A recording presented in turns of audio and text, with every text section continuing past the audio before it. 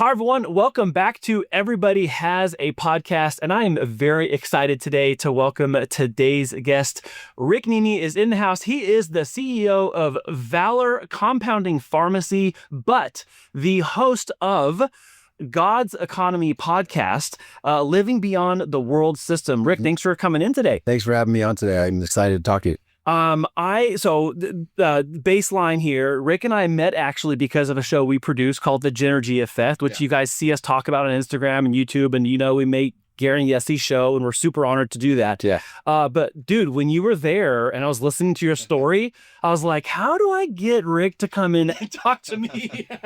Because I wanted you to tell your podcast story and some of your life story too. The people that are following Everybody Has a Podcast are either trying to figure out if they should make one. Yeah. They got their hesitations and concerns and their reasons they don't. Yeah. And I want them to hear from people who are really just out there doing it, man. So I hope we can have that conversation too. Let's talk about it. I'll just start out by saying, I plan a little, but I work a lot. So we could talk ourselves out of things. So I'm being honest with you because as a believer, like how many times you try to do something and then God has a different plan for you. Like it says in the word, like we roll the dice, but he determines how they fall. We make our plans, but he determines our steps. So for me, it's about just finding that alignment in what I should be doing. But let's talk about it. What do you want to know? Well, so we're here now, and you've launched a podcast. Let's just jump into what made you start a podcast? So before I talk about the podcast, I lived in Rockland, California, in Northern California, outside Sacramento. And my daughter went to school here, and I told my wife early in 22, honey, I think I want to move here. And we have a condo downtown. She's like, the condo's too small. I'm like, no, I think I just want to sell the house where we live. I want to live in San Diego. Who doesn't love San Diego, right? So, but before I did that, I was kind of asking God's permission, like I want to move here because I want to go where he wants me planted is a number one step in this conversation. But I sold my house for a record price where I was, which was confirmation. I found another house here that sat for 3 weeks after having open houses. I knew God wanted me to move here, but there's a purpose and a reason behind it. And part of it was to do what I'm doing with you right now. Did I know that at the time? Absolutely. I did not know that. When I remodeled my home office, because I just wanted to change it, had no idea I was going to have a podcast out of my house. No, it wasn't even built for that purpose. Now I realize this is perfect. So I guess it all happened by, running with some different people and just having some different friends that coming out of where I was coming. I'm an empty nester right now and the kids are out of the house. And I was having a regular breakfast with this guy. And after a couple of weeks, I'm like, these are powerful conversations men are not having. Like, why are we having these conversations? Like this should be recorded. This should be on camera. And one thing led to another, and we had kind of started it up. And after some time, it kind of went to where each of us kind of had like a different spin on how to do it. And we ended up like going our own ways, but everything was good. But in some of my early recordings, when I had just started out, I was like uncomfortable. And I could talk anyways. I had no problem talking or speaking or public speaking or anything like that. And, but on camera, it was different. I was a little bit uncomfortable, and one thing led to another. But all of a sudden I started talking about God's economy in the recordings. And I asked myself, well, why am I talking about that? That wasn't any language I had before. And I was always praying, God, give me the words to say. I want this to be effective. And my early stuff is horrible, but it doesn't matter because like in anything, you're not going to walk into anything and be great. There's a period of time where you got to give yourself some grace, allow yourself to learn, get uncomfortable. But at the end of the day, I just felt called and led to do it, even though it was uncomfortable to learn it. My kids are like, Dad, what are you doing? Are you trying to be like an influencer? And my wife is like, Rick, this is too much for me. Like she wants to be behind the scenes. I'm like, I just know that there's something in here as far as a calling and purpose. And while the social media may look like one thing, there's a big story behind all of it as a reason to why I'm doing it. We could talk about that more. Well, I think and if it's not becoming obvious to people, the sense that there's something more than the putting it on the platform for you, as it's very obvious. There's something way more than just, okay, cool, check the box. It's on Instagram, it's on YouTube, it's on wherever. Like that's not the purpose. No, it's a means to an end. Yeah, and again, and I want to hit on a couple things you've already mentioned. These are like you're like walking on these little landmines that I typically talk with people about. Number one is having a dedicated space. Like yes, you have your office. Yeah. But you also created a space for conversations to happen versus a podcast recording area. There's a difference in that, because I can make a recording area, but that does not necessarily invite authenticity of conversation. Yeah. And what I see from the lens, from my end of the screen, is, oh, that's very intentional. That it looks that way, it feels that way. Your guests look comfortable. You are certainly comfortable. Yeah. Talk about that a little bit. Well, I mean, I'm glad you feel that way, because like I said, my office is set up a certain way. So you come see my house and my office is set up, and it wasn't, I mean, I had the aesthetics and I had the comfortability of like the chairs and all that. But when I designed, even right down to this, I have this lion above my TV, and I'm like, that's the lion of the tribe of Judah. I'm just using that as a spiritual reference to God's grace in my life and that he's in the room. But a lot of that was just me being obedient with what God asked me to do. And the type of office that I set up turned into a really comfortable place for us to have conversations. I have a lot of people that have commented on the aesthetics of what my studio looks like and the backdrop and the background. But also I have to give my gal Yessie Wellington some credit. I mean, she's done a lot of great stuff in helping me set up what I need to do to look good. And, you know, I have all the content and things I want to talk about, but she's also been instrumental in helping me, you know, set things up for me to look good. Yeah. Well, so, and then you had also mentioned, like, you're embarking on this little adventure called podcasting, and your family's chiming in. Yeah. They're like, Dad, what are you doing? Stop it. You're embarrassing me. What's going on? And yeah. So, okay. So let's address that, because that's going to be the case for some other people as well. They care too much what people think. Yeah. So, okay. So let lean into that. Take the mic, man. All right. So talk to people and get them off the ledge of hearing too much. It doesn't matter, man. It doesn't matter. Like, people's opinions are what. So my whole thing is, if I'm doing what God's asked me to do, then I'm going to have favor and protection and blessing and provision in that. And so, yes, it took a second to where, do I actually care what these people think? Absolutely, I do not care. So I'm just on a mission to be used by God for good. And I tell people all the time that all of us, we're used by God for good, bad, or nothing. I'm not going to do bad, but nothing is as bad as that.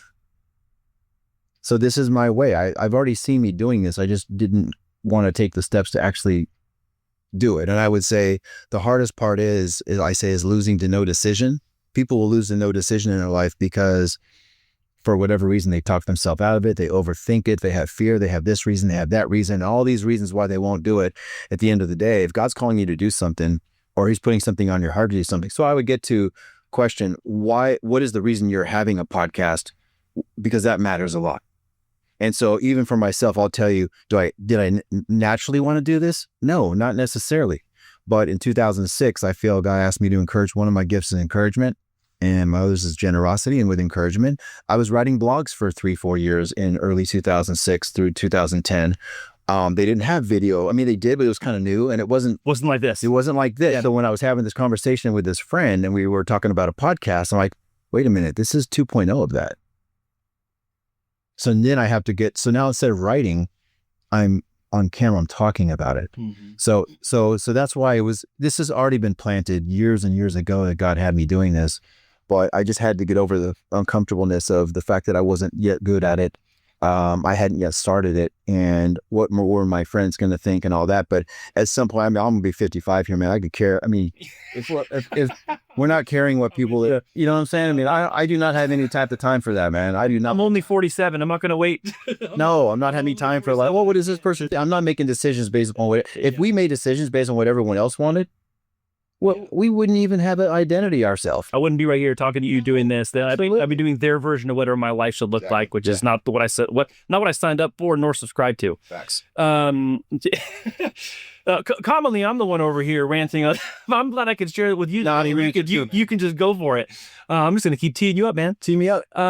Okay. So, all right. So you've talked, you mentioned right now that you've been doing these blogs from 2006, 2010. Yep. First of all, congratulations, kudos on the consistency. I think that's something that people miss in this as well. Is, oh, well, I don't have a system to follow or don't have a structure. Cool. Make one. Make a system. You don't have one. But you had to have some sort of system or architecture you were following for that.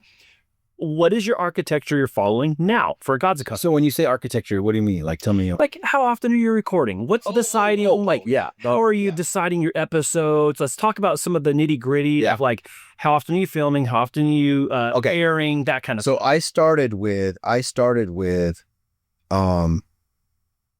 just doing there was no set schedule. It was just a random recording, and we were doing recordings when I wanted to at first.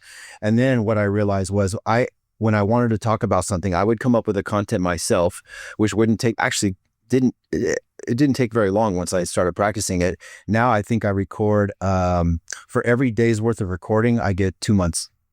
Whoa, that's a lot. I can do 2 guest podcasts in a day and 7 solo podcasts on a topic that I want to talk about in one day. How much prep are you doing before that? I mean, I'm pretty natural at this. I mean, so I'm probably doing, to be honest with you, I'm probably doing an hour. Yeah. I don't need a lot of prep. All I need is, but everyone's different, right? And that's okay. I want to talk about something here. This is very important. If you're listening to this and you're like, I want to start, I can talk about the things that I want to talk about without even thinking about it. If I have to like prep for something and get like, I am not going to be talking about that. So whatever you want to talk about, as long as you could talk about it naturally without having to read notes and think about it. Even I've caught myself asking questions where it looked insincere because I was looking at the next question before having the next guy finish his question, his answer, I'm sorry. Mm-hmm. And then that looked insincere when it wasn't. I was just, but I don't even need these notes. I just need a couple of bullet points. Like you have your notes and we're asking some questions, but we could just ad-lib and have a conversation and it would be just as good. It is what's happening. Because you've done this a million times too. You know what to ask me. Yeah. Well, that and the takeaway that I want people to understand for themselves is whatever the thing is that's just as natural for you as he's saying is for him, that's the thing. Yes. Like, yes. That's the thing you need to go to. Okay. I commonly, I'm talking to a CEO here of a pharmacy, a compounding pharmacy. Yeah. I have people who tell me after having 5, 10, 15, 20-year successful careers, I don't know what I should talk about. And I go, how have you been so successful? Well, I will tell you. I'm going to answer that first. Okay. Well, it's not an accusation. The reason why is because at some point when you get to be a CEO at a certain level, you don't do any of the work yourself. That's why. That's why when a CEO doesn't know what to talk about is because everyone does everything for him or sets him up. It depends on what contribution that CEO has. So even in my current business, I'm probably a third CEO, a third shareholder, a third owner. I'm not necessarily a full-time CEO in my business because I have a leadership team and I have a management team. So that's kind of how that works. But I will also tell you, to get back to your other point, like I'm more proficient at what I'm doing now. What takes me an hour now, it did take me 6 hours before. Yeah. Okay. So when I started out, I was new, I wasn't practiced, I wasn't proficient. And then I got a little better, a little more efficient, knew how to, and then it got to where I was trying to figure out, what do I talk about? How do I talk about it? What's the intro, outro?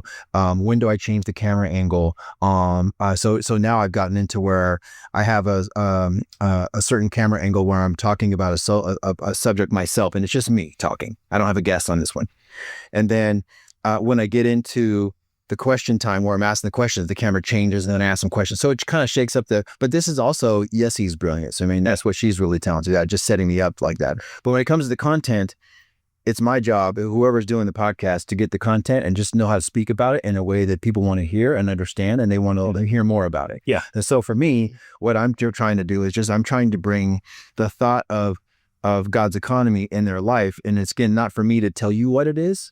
It's for me to ask you the question, what do you think it is? And for me, I'll tell you that I've been able to do infinitely more in my life because of God's economy in my life and his currency than I ever thought I could do.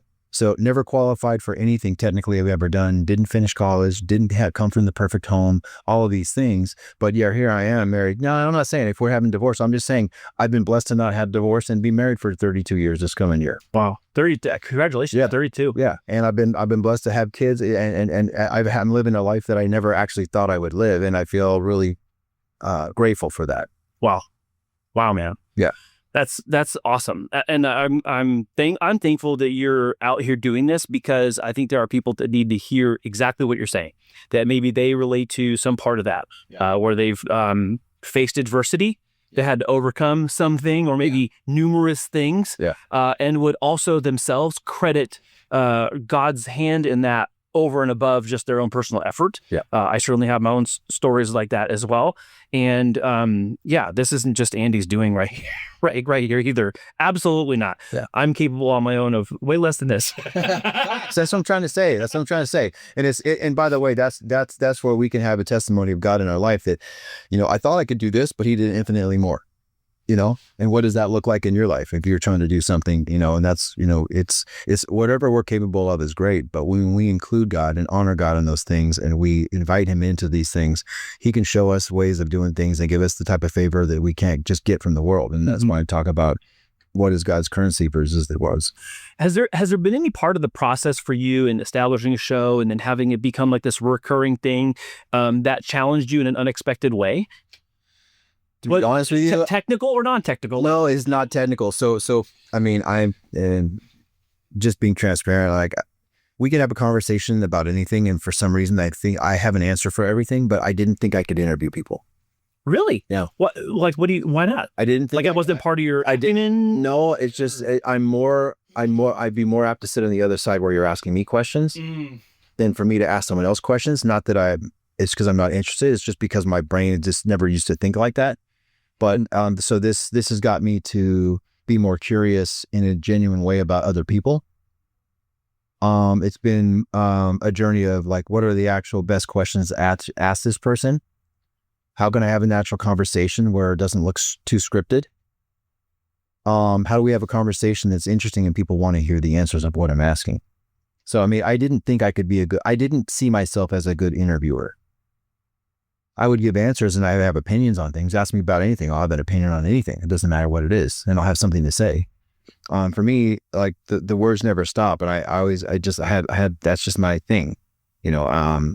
I could just have a conversation about anything, but the curiosity in others was what surprised me. So how much easier do you think that is now than it was when you started? Way more easy. I mean, before there was one time where I didn't get my questions, printed up for me fast enough, and it was one of the best ones I had. And there's a really good lesson in that. There's for someone else over here, there's a really good lesson in that. Yeah. I mean, you can have it all perfect, and I think it boils down to like the conversation we're having right now. We're just talking. Yeah. And when you're having a podcast, you're just talking. It doesn't have to be so structured, it's rigid, and it's not flowing and all that. It just has to be whatever it needs to be. I will tell you, more often than not, conversations create their own character, not the things I think I'm going to ask or talk about. Yeah. There are certain key things that I want to ask because I'm trying to add value to the person watching. Yeah. So those are absolutely teed up. But beyond that, like, I want to have a conversation with people. I am curious about people. I'm genuinely curious about why people are starting podcasts. Everybody has a podcast. Like, it's named that as like a joke, right? Because I told my route today, she's like, yeah, Rick, like you. I'm like, stop it. Everybody has a podcast. But I'll tell you real quick, my friend Gavin told me one time, he's also a creator, and he said, I went to this conference once, and it was like a financial planning conference. And he's like, I was doing the video and camera work, and he goes, and someone asked, why should I start doing this? And he's like, the person on stage goes like, you ever turn on the radio and there's like a bunch of different channels, there's a bunch of different styles of music and a bunch of different artists in every style. You can do it too. Yeah. And that's kind of the attitude I have in this whole, everybody has a podcast. Well, okay. Well, let me say this to encourage your following. So if it's not you, it's going to be somebody else anyway. So why not you? So, but here's the mindset I will give you. It's you can do it. You're worth it. You deserve it. Again, it's why not you? It's going to be, so you got to give yourself permission to be successful. You got to sometimes give yourself permission to be, I remember when I bought my first pharmacy, I was 24 years old. And by the way, I didn't know how to buy a pharmacy, but my wife, I got married. I was getting married to my wife, who's a pharmacist. And I was selling advertising to this business broker in Walnut Creek. And I said, hey, if you ever have a pharmacy for sale, let me know. My wife doesn't want to work for Walgreens anymore. And I was totally kidding. He calls me 2 months later. I was like, I got a pharmacy for sale in Sacramento. I'm like, I don't know how to buy a pharmacy. Famous last words, right? Yeah, I don't know how to buy. He's like, well, you get an SBA loan to this. So I had an older friend, and you got an SBA loan. We put some money down. Next thing you know, I bought the pharmacy. So I'm rocking into the pharmacy, and the guy, and so I was aspiring, and this I'm saying, if you have too much brains, you can actually talk yourself out of some really good things. Yeah. Don't overthink it, man. You talk yourself into no decision. Yeah. So I walk in there, and I remember like I was in my thoughts, I'm in over my head. These people have degrees, and they're older than me, and they're super smart, and I'm still looking at the payroll. And I remember after a couple of weeks, I'm like, man, I am not okay with me. If I'm not okay with me, none of them are going to be okay with me. So I got to walk in like a boss. So I'm at home like practicing in the mirror and doing this stupid stuff, man. I'm like, I'm just gonna walk out. I'm gonna just own it. And I walked in there and I just kind of owned it. And I could see people like, oh, this is different. I'm like, and I just like stayed the course, man. A couple weeks later, I was the boss man, and everyone respected me. You're 24? I was 24 years old. I love this. But what I'm trying to tell you is, I just gave myself permission to own it. Yeah. Own it. Yeah. So again, You're like, I'm the owner now. I might as well start acting like. But here's the thing. It's not, and you're not encouraging, and I'm not saying that we should go and do things and talk about things and have a podcast about stuff that's not authenticity. Authenticity is number one. Yeah. Whatever that is, no one wants to, watch the podcast where there's no authentic talk going on. I mean, yeah, they have to be interested in what you're talking about, and you have to have some level of subject matter expert or some level of competency, or just be fun to listen to. No matter what it is, what's your brand? Are you fun to listen to? Are you competent in this one area? What's the brand of your podcast? What's the brand of what you're trying to do? And once you figure that out, just be really good at that. Or you could just have a natural conversation and talk about whatever. And some people just want to listen to you and they like the guests that you have on. Well, I want to ask you about that actually for your own show. Like, what's someone who you've had on that you just had such a compelling conversation that you think about it frequently? Dude, all of them so far, because I mean, my son's coming out. I had a podcast with my son, which is amazing. It's coming out on his birthday, May 28th. One of his football teammates at USD, Elijah, was unbelievable. I had David from Texas. I've had Preston, who started the Babemos brand locally. You know him. And each of them had their own thing. I mean, all of them have been really good, but they've all had a different angle. And for me at least, you can't be on my podcast unless there's some type of faith or God story. Mm-hmm. Because I'm trying to say there's a lot of Christian men out there and women that are doing good things. And at the end of the day, what's your testimony then? So for me, one of the reasons why I'm doing this podcast, my podcast, is because I need to it would be blasphemy if I didn't give glory to God for the goodness he's done in my life. I am not, he taught me how to be a better son to him so I could be a better husband to my wife and a better father to my kids, like the one I didn't have. And since I've been on this journey, he's given me everything I need to be successful in life the way he defines it, not the way the world defines it. So I've been done trying to please people for a minute now. I don't care. So people are judging me or whatever. Oh, Rick's doing this thing. And it says, Danny, I'm calling you out, but he calls me the preacher now. You know what I'm saying? He's like, oh, the preacher. I don't care. I just don't care. This is what I'm doing. And by the way, I'm not trying to do anyone harm, but if I'm encouraging you and I'm encouraging you with your faith, what's wrong with that? Yeah, no, that's awesome, man. But you don't have to receive it either. Some people don't like it. No, but I like the demonstration of like, hey, yeah, I have this CEO life over here. Like I bought my first company at 24, didn't have it all figured out, walked in like a boss, still working things out. You've had a long time marriage. You have adult children that are successful. One of the things that's missing by and large is this cultural connectedness and cohesiveness as a family. I'm like half a step behind you. Yeah. We're at year 20, right, we're at year 23. Okay. Our kids are like young 20 and late teens. So we're like right behind you guys. Yeah. But part of what I feel our responsibility is doing this with people who have longstanding marital relationships, good relationships with their kids, and then us demonstrating those things too. I love it. By doing that, and also being, I will say, pressured by that too. Pressured for better, not just pressured for being collapsed. And having to be in situations where conversations like this are happening, or we're collectively as a family doing things that are in the vein of cohesiveness, it's really important work. And there's less and less of these examples that exist in real life, let alone online. Somebody told me my wife is my number one ministry. Yeah, the word. Right. I'm just saying, yeah, after God himself, she is the status of my life is my wife. Yeah. You know what I'm saying? And so I look at, somebody told me also once, he says, Rick, I accomplished everything I ever wanted to in business and lost everything that mattered in the process. So it doesn't matter. So what that means was he was highly successful in his companies, but he lost his marriages, more than one, didn't have a conversation, didn't have a relationship with his kids, neglected his health. And so he kind of basically put other things on the back burner for the business, and he got it, but he lost it. And so what he lost mattered more than what he gained. So I remember that story, and it impacted me. Like, I felt bad for that guy. I'm like, how do I not have that happen to me? And that's why I'm telling you, you want to be good in one aspect of your life. And most of the time men default to work because men are good at work. They're not good at home. They're not good at relationships. They're not good at talking. They're not being friends with others. There's not guys community where they talk and get together. They stop taking care of themselves. They basically say, I don't do that anymore. But when you ask them why, they said, I don't know. They told you answer. Yeah. Yeah. No one told you couldn't do that. So I'm saying, why can't we live our best life in all aspects of our life? Yeah. Why not? Yeah. Let's be greedy for that. Yeah. Yeah, we've had some situations that in just the last several years of our personal life that have pivoted our entire perspective to living out the rest of our life as the best of our life. Amen. And this whole like second half of life thing, I don't know exactly when the half point of my life was or is, but this attitude of let's live out the rest of our life as the best of our life has really come upon us recently. And I'll also say it's not because I didn't think we were living it well before. But now after going through I was hospitalized many years ago and I lost that business. I had to file BK and restart over again. This is the child that was saved from that house fire that burned everything down in my life. My wife went through cancer in 2024. We were raising other people's kids in addition to that, our own. And so, okay, we've been tried, tested. We're still here. There must be a reason. There is a reason. Something, right? I love it.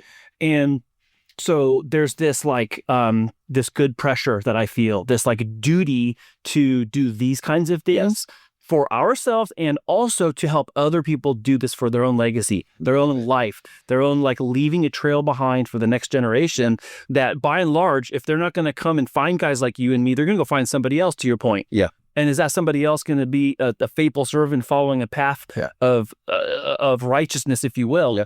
That's going to allow them to live the best life under faith that they can. And this is an example of being used by God for good. What Annie just said, you're being used by God for good. And also, you didn't say it in this way, but I call everything that you said stewardship. I changed an attitude. My mindset changed from owner. I wasn't necessarily entitled because I've always worked really hard, but I own this. I own that. Well, I could lose my health tomorrow. What do I own?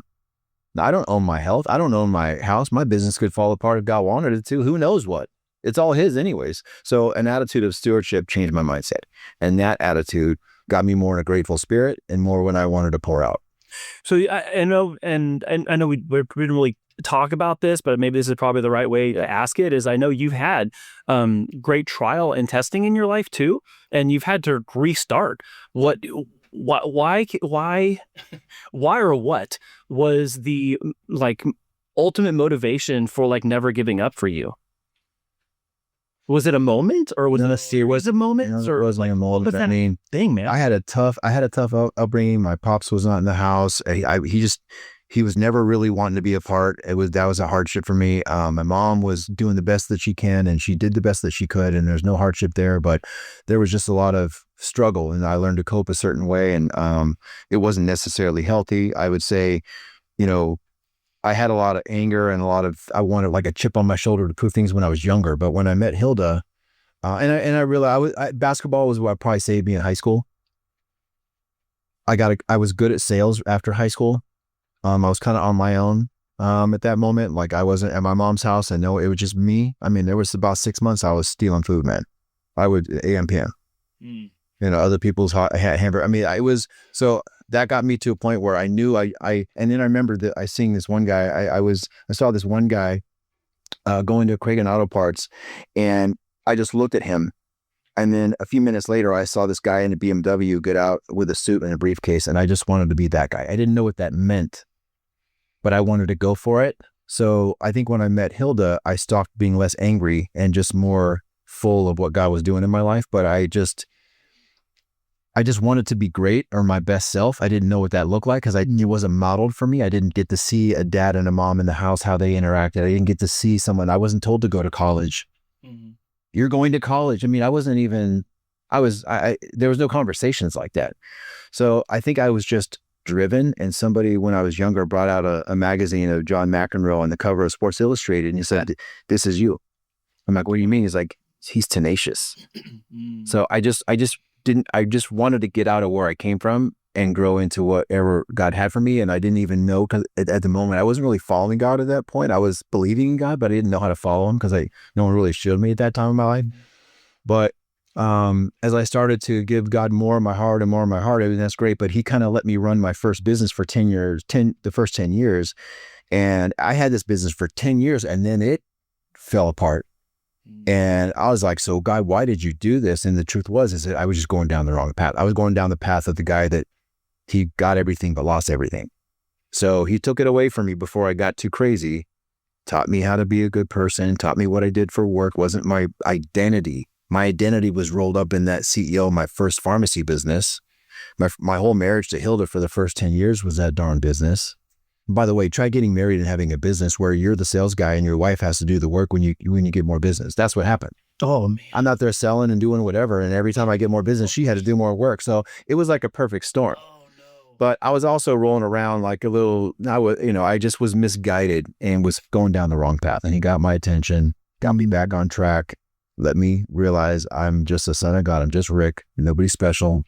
I mean, don't have to be any. I don't need anything. He's going to heal my hearts, stuff like that. Well, you're mentioning that, I mean, in a couple minutes ago, you were just talking about, the plague of manhood these days. We're identified by our work and also by nothing at all, or nothing else other than our work. And we're these lone wolves who don't know why we're the way we are. What would you say is attributed to men's struggle with accepting sonship? Being God's son, you mean? Mm-hmm. Because you mentioned like you didn't have a father in the house, so you had no example. Yeah. And then you go from like literally, let's say, a nothing example to now having like the ultimate divinity example of and then identifying yourself as a sonship. I'll give you There's a big gap in that, man. Give you a perfect example. My son is he moved from here to Indianapolis. He's living on his own.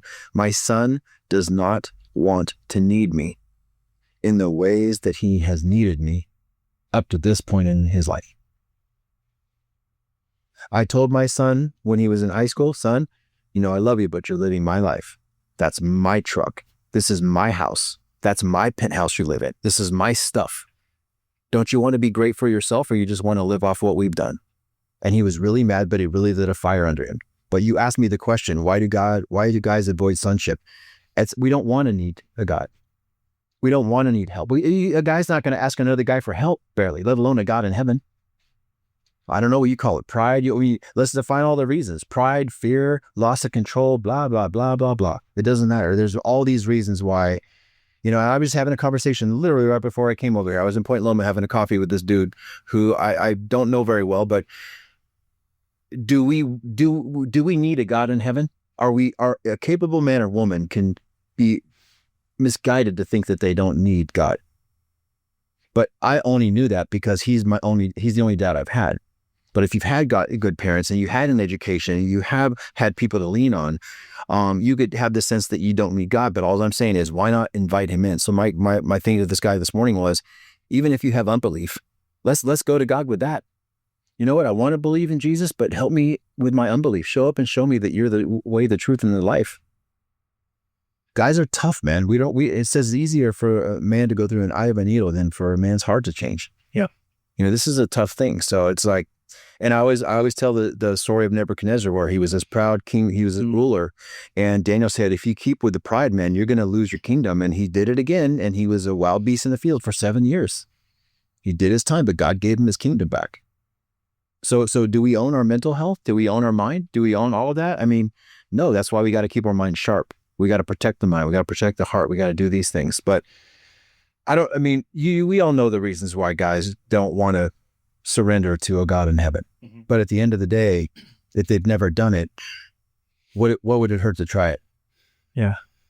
And I always say too, that we all find what we look for. Who's looking for God? Nobody. And I think, I have a very loving father, and I have I shouldn't say a lot. I have friends who they did not have a loving father. And then so it's hard for them to, in the natural, go, oh yeah, there's a father in heaven that loves me too. Because my real dad doesn't even love me. He doesn't know my name. That's a great point. He doesn't call me on my birthday. He doesn't know my kids. Yeah, great. He doesn't know what I do. But, so there's like this void. And then so, okay, if there's a void with the real one, how can I close this void gap in my rationale, if you will, so true, for this God in heaven? I know. And I think stubbornness plagues a lot of men. I'm partly saying that from my own chair, like stubbornness, control, the arrogance that we think we can do everything on our own. And then God goes, okay, yoink, let me take that away. Yeah. You go, oh shoot, here I am standing with nothing. He's like, yeah, exactly. That's the whole point. Yeah. So, I would just encourage men to, like, it says in the word that if we search for him with our whole heart, that he will allow himself to be found by us. This is not kind of like looking under the table. This is like a search like your life depended on it. That's the difference. But everyone has their own time. I think everyone has the opportunity to get to know God in a certain way. And I think it's their decision if they want to. And I just wish that they would, because my life I would be nothing without God. I would have nothing. I would have no direction, no protection, no favor. There's no way I could have done this on my own. Well, so on that, I want to kind of talk in two different veins. So I'll maintain the order so you can answer that question. The two veins are, you're a CEO of a successful compounding pharmacy. So there's like all these responsibilities, which I know you're saying you got a leadership team, manage the team and all that. But you're like a CEO with this podcast. Yeah. The evolution of CEO podcasting is its own thing inside this little box of podcasting right now, where like all these CEOs are now rising to the occasion, because once one goes, then the third and the fifth and the seventh and the 13th go. Now I'm in prime numbers for some reason. then they're all coming. What would you say the advantage for CEOs doing shows now is, whether it's about faith and personal life, or it's about business, or a mix of both? What do you think the advantage for CEOs doing shows is today? I mean, if you're a CEO, you're in a blessed position that most never get to be in. I think it's an opportunity for you to share authentically what your giftings and talents are. I think that's an important thing, because for me, I'm very blessed and grateful to have my compounding pharmacy, and we do a good thing for people. So we make custom prescriptions for patients when what they need doesn't exist. That's what compounding is.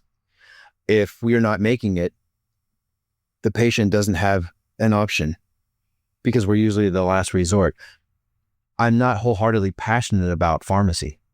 It's just the business God's given me. So if a CEO is doing a podcast, again, what's the brand? Is it about what part of the competency are we talking about? And I also think that, for the most part, many CEOs have had a hardship. They've been through stuff. That's why they're a CEO. If you're the CEO, you've never had a trial, then you're untested, man. I would be like concerned with that one, right? Those who have had trials and tribulations and they've had challenges and they've overcome them, those are the stories we need to tell. It could also be just on leadership in general. How do you get people to follow you? What does it mean to be a good employer in today's economy? Yeah. What kinds of things can we talk about relating to operations, or, whatever it is? There's different things CEOs can talk about, but I think it's important because they're in a high position. Yeah. Well, so that was kind of part one. Part two is for your own podcast, which isn't necessarily about your business. No. This is God's economy. No. What is it you are, what are you excited for? I mean, you're clearly on this like trend where you're like showing up, you're doing it, you have consistency for it. Yeah. You're saying you're bashing content, you're getting 2 months done in one day. In one day. Yep. You're spending a couple hours in preparation. Yep. By the way, some of you will be less than that, some of you will be more than that. Yeah. Doesn't matter. That's the volume of hours isn't the issue. It's about being prepared or not prepared. Yeah. But so what is it in having this now set? I'll say this architecture like I've used before. What are you so excited and encouraged about for what's coming? I'm excited for people to find their own faith. I feel like my son, I keep talking about my family real life experiences, but my son made his faith his own when he decided to go to a Christian football camp his junior year at Butler versus going to the Indy 500 in the snake pit with Shaquille O'Neal, who was DJ. Which he'd always done. Yeah, no, he's going to the Indy 500 and he's a rowdy. He got a couple gray hair, less hair because of my son. I love you, son, but you're killing me. No, but he made his faith his own. So what I'm excited about for this podcast, I'm excited that, I think I'm excited for people to ask themselves the question, who is God if they're not a believer? Or they can strengthen their faith and relationship with God if they are a believer. Mm-hmm. And if they are a believer, for them to ask themselves, well, what does God's economy mean in my life? What is God's currency? And how do I get more of that? Yeah. And a bigger part of this is that if God has done something good in our life and we don't share that with somebody else, so what good is that again? So this is about like you're being used by God for good by trying to help people share their stories. Yeah. And I'm trying to get people on to think about, hey, this guy came on my show and yeah, he believes in God, but he hasn't really shared his faith. And now I got him on my podcast and I'm having him share his faith, and maybe for the first time with his audience. Maybe they didn't even know he was a believer or a Christian. Mm-hmm. So this is just a time in our day and age where we need to be bold. Mm-hmm. They're bold. If you don't believe, they're bold about that. People who don't believe in God are just as bold about things. That's what I'm saying. Like, are we going to just, what's going on here, man? We need to like. Well, so again, not a loaded question here for you, but because of what we're talking about, we're created by a creator. Why aren't we creating? Well, that's right. I love that. I love that because I don't know how to. It's all the reasons why. It's like I don't want to. I don't know how to. What if I suck at it? It's the fear. It's all the reasons why. It's all this self-talk. So all this self-talk, if it's negative, I mean, so has anyone ever done something good thinking that they could do it before they did it as well as it was going to be done? No, I mean, it's a belief in like, no, I don't know exactly how this is going to work out, but God will show me step by step what to do, or I'll have the competency as I go along. And that's part of learning. And, firsthand account or anecdotal, however you want to qualify it, like we're created to create. Like we make things. Yeah. We literally make buildings. We make food. We make shows. We make friendships. Nice. We make introductions. We literally in our entire existence. We make stuff happen. We actually make tangible things that we consume and use and benefit from and add value for. So for us, like as a family business, like I know we're called to create because we were created to create stuff. My wife and my kids are phenomenal singers. They're not okay singers. Like they're great singers. Wow. My wife writes and does worship and all this. And she sang at the Shell. Like she's done that. So she's been on the radio like 10 years ago. Like she has a whole album and all this stuff. And so all my girls are uniquely talented. I mean, we got one in the room right now, engineering, another one's upstairs editing podcasts. And so I know as a family, we're this family of creatives because we're supposed to create stuff with people. And so kind of stepping up to the line of accepting that duty is why we're doing these things. And I'm going on this tangent, y'all, because I want you to find yourself in this story too. Like, what has God made you to create? What's he asking you to make that maybe you think he's just asking you to do it without his hand on it? But he's saying, no, you start and then I'm going to be there too. And then it's us together doing it side by side, co-authoring this thing, not just you on your own. So if you're a creator, you don't think you're a creator. If you don't think you're a creator, you are. And if you think that you weren't created for something, you have been. So that's what my, again, I love it. I'm inspired now. See, I need to hear it. I'm just giving it away. I needed to get some for myself. I won't hear ranting in the corner again. Good. That's good. No, that's a good brand. That's good. But it is because my heart is that I know people that have a story to share can create it. And the fear of judgment or ridicule or criticism, because there's people that are going to watch this that they've seen me at my worst. I already know the bad stuff about me, and you've overcome it. I already know you've heard me say the words, say the things, do the behavior that is not becoming of someone who is of faith. I understand all that, but still, I'm going to show up and do this and have these conversations, not out of stubbornness or arrogance, but because this should be reaching someone else beyond him and I just having this conversation. I love it. So thanks for showing up for that part. That's amazing. No, that's amazing. I'm inspired too, man. That's great.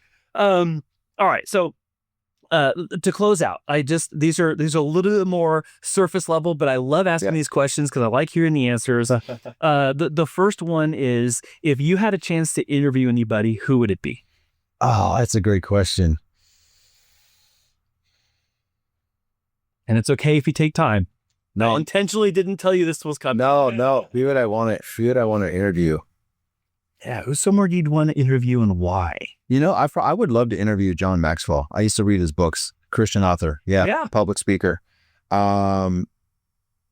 Just how he got started in it, and it's got to be an obedience thing, but I would love to interview him. He's written so many books and has a worldwide speaking training program and things like that. But his books were just very, very easy to read and applicable in life and biblically based.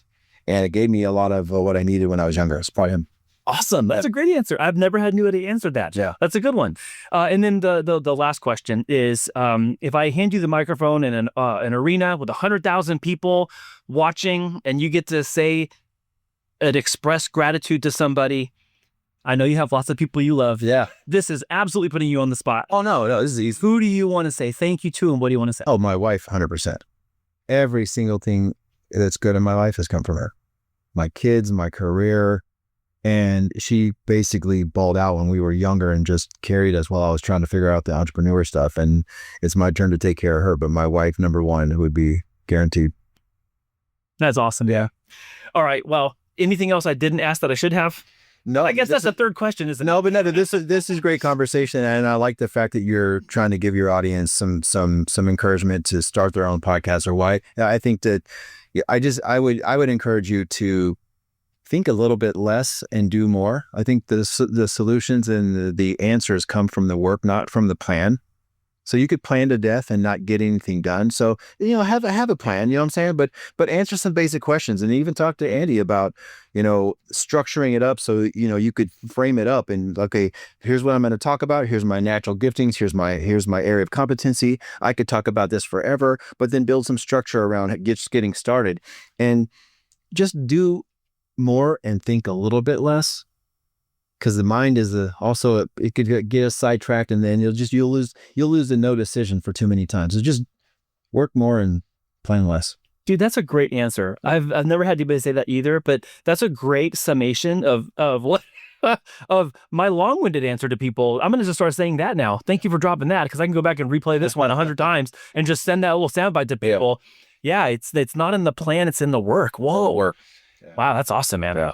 Well, if it's okay with you, I'd love to put your podcast information in the description box of this video so people can go and follow it. Please follow his YouTube channel and all the different platforms that you're on. You're going to find him on as well. So Rick's contact information will be below. The Economy Show links are going to be in the description box below.